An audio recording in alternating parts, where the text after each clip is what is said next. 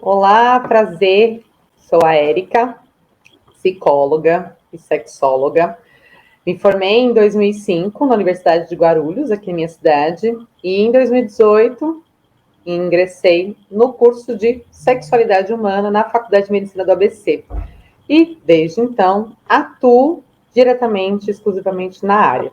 Hoje eu vim falar com vocês sobre libido, pulsões e sexualidade, tá? Bom, vamos lá. Bom, afinal, o que é libido, né? A libido é um conceito biopsicossocial, tá? Que está diretamente ligado às questões tanto fisiológicas quanto também psicológicas. Nós temos dois teóricos da psicologia que até divergiram por conta desse tema, por conta dessa questão. Freud, ele tinha a característica, né? Tinha o termo, né, de que a libido estava totalmente direcionada ao sexo, né, à pulsão sexual. Já Jung tinha uma outra visão, de que a libido era uma energia psíquica, né, e que para isso, se a pessoa não tinha essa energia de vida, de ver, de entender, de compreender, ela não conseguiria expandir para as demais áreas. Tanto um quanto o outro, se a gente olhar bem, né, até com que se contextualiza a Organização Mundial de Saúde, ambos estão certos. Por quê? Sexualidade, libido, o expressar dela de maneira saudável é qualidade de vida. Se a gente expressa, se a gente tem isso enquanto nossas ações, nossas manifestações, a gente está bem, a gente está vivo, né? Então, dois teóricos que foram responsáveis aí por surgimento pelo surgir da própria psicologia e da psicanálise, tinham várias questões em comum, mas quando se falavam de libido, eles começaram a divergir, tá? Na minha concepção, os dois estão certos. Bom, e o desejo, né, a libido, se a gente olhar para sexologia em si, a gente vê que ela está envolvida com questões fisiológicas, questões totalmente hormonais, mas também elas vêm e adentram e atravessam por outras questões que faz parte do nosso cérebro, enquanto indivíduos, né? Ela vai passar por questões relacionadas à nossa cultura, à nossa educação, à nossa história, a forma a qual nós somos socializados. Então, ela é multifatorial. Essa questão é tão complexa, né, que até hoje a gente não tem, de fato, um medicamento que venha a curar questões relacionadas à libido, porque ela é essa receitinha de bolo, né? Existe um aspecto que é físico, existe um aspecto que é psicológico. Dentro desse aspecto psicológico existem várias amarras ali, que vêm desde a forma como a sociedade ensinou os papéis de gênero, né? A forma como essa pessoa adentrou e vivenciou a própria sexualidade. Enfim, ela é muito complexa. Desde quando a sexualidade passou a ser estudada, passou a ser, até academicamente falando, contextualizada, vários teóricos passaram a determinar o surgimento da própria libido, do desejo sexual, de maneiras diferentes. E aí a gente vai contextualizar um pouco disso agora, falando um pouco que é um pouco da história da sexologia, né? Falando um pouco de Master e Johnson, que são pioneiros, era um casal norte-americano que, através de estudos ali, de acadêmicos ali dos Estados Unidos, identificaram todas as etapas que fazia parte do ciclo de resposta sexual, que era a primeira etapa, a libido, o desejo, depois ali a excitação, o orgasmo e o platô.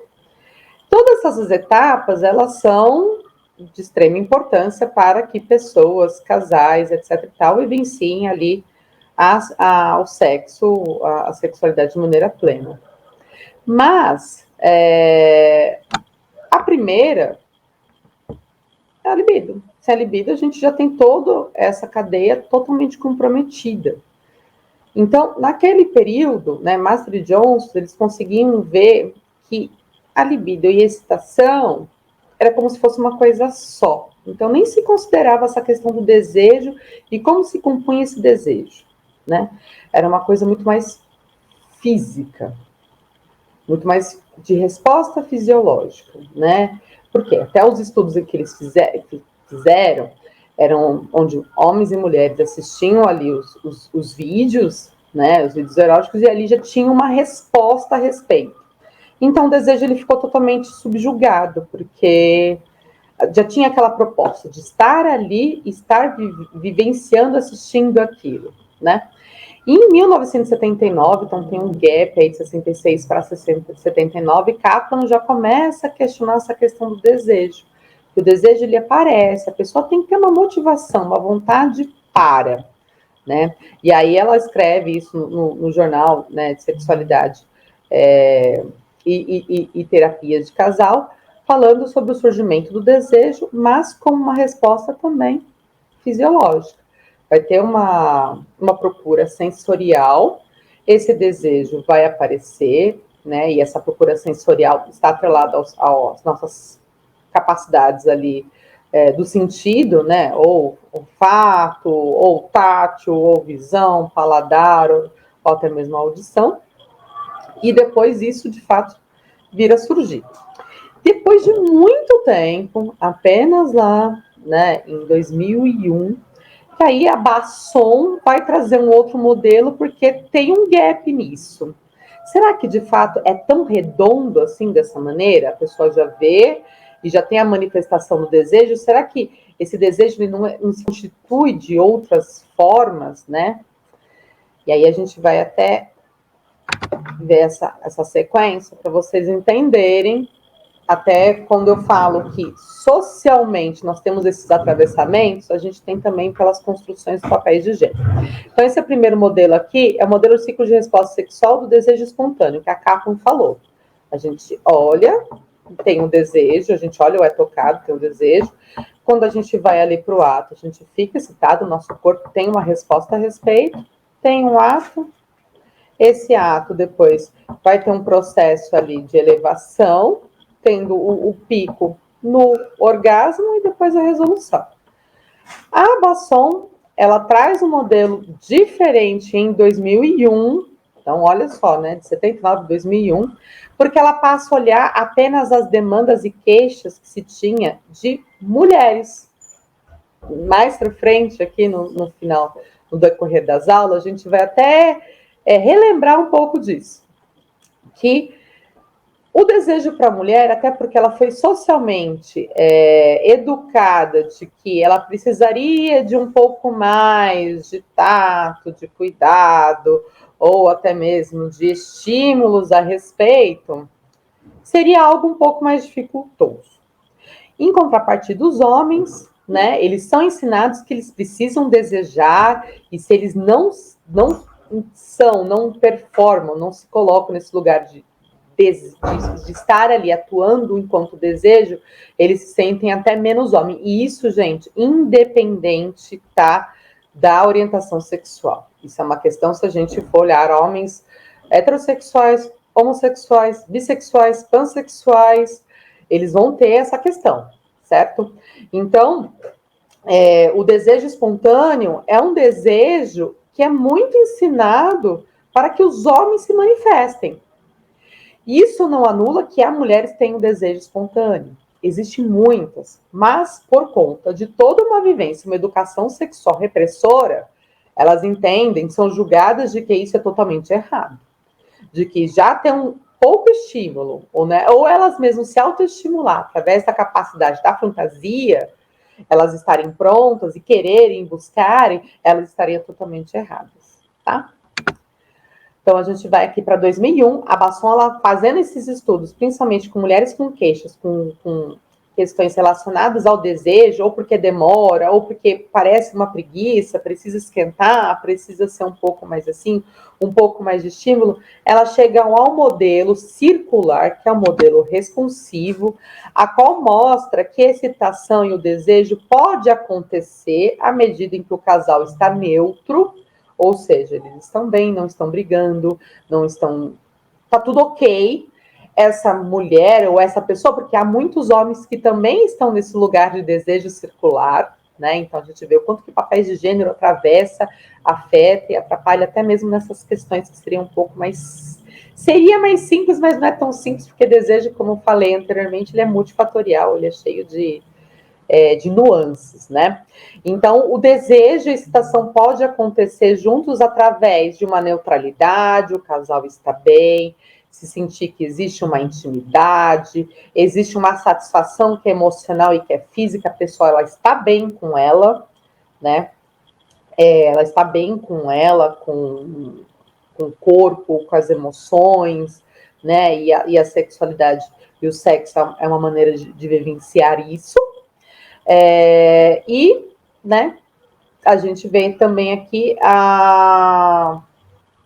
que o desejo ele possa vir a se manifestar mediante a todos esses caminhos, né? E aí em seguida entra naquele modelo ali da Kaplan, né? Vai ter excitação, vai ter o platô, vai ter o orgasmo e aí por diante. Homens também performam o desejo circular. Tanto é que eu coloco, é um desejo que é imposto?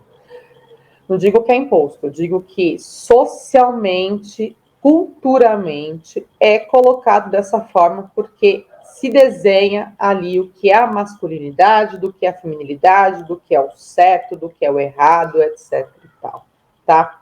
É super importante a gente entender isso, porque como profissionais da área da saúde e da sexualidade, muitas vezes os casais nos procuram dizendo que tem problemas ali em relação ao desejo, a queda do desejo, a ausência do desejo, na verdade nem é.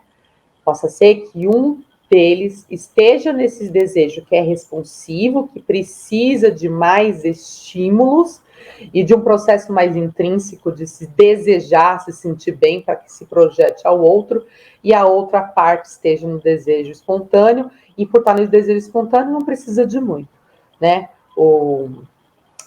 Só as questões sensoriais já basta. Isso é fechado, Érica? Isso é determinado? Isso não se muda? Não, se muda. Se muda, né? De acordo com a relação, de acordo com o contexto a qual a pessoa está vivendo, a forma como ela é, como ela se sente, como ela se expressa, né? A sexualidade ela tem uma plasticidade, nada é tão rígido, né? Então, os desejos também se modificam à medida em que essas pessoas vão se relacionando, vão investindo também nos seus objetos libidinais, que é a própria relação, e o quanto que isso possa facilitar e ajudar para que a primeira etapa do ciclo de resposta sexual esteja ali, presente, para que o ato aconteça, né? E quando eu falo ato, não falo o ato enquanto penetração, né? Porque sexo não é só penetração, é todas as formas ali de expressar de prazer e bem-estar, tá? Bom, eu espero que vocês tenham gostado, e para finalizar essa aula, eu fico com uma frase que é do Jung, que é: todo excesso esconde uma falta, né? E essa frase, ela vai marcar as nossas aulas sequenciais dessa matéria, porque todos os excessos escondem uma falta, vai esconder desde a ausência, mas também do excesso. E é nisso, enquanto profissionais da área da saúde, da psicologia, da sexualidade, que a gente vai trabalhar. O que esses excessos estão nos escondendo. Toda disfunção sexual, transtorno sexual, ele também tem ali um pé de um mecanismo de defesa do inconsciente. A gente vai estar falando um pouco de pulsões, outras questões psicanalíticas para a gente entender um pouquinho mais, tá? Eu agradeço muito a presença de todos, espero que vocês tenham gostado da aula e a gente se vê na próxima. Até mais.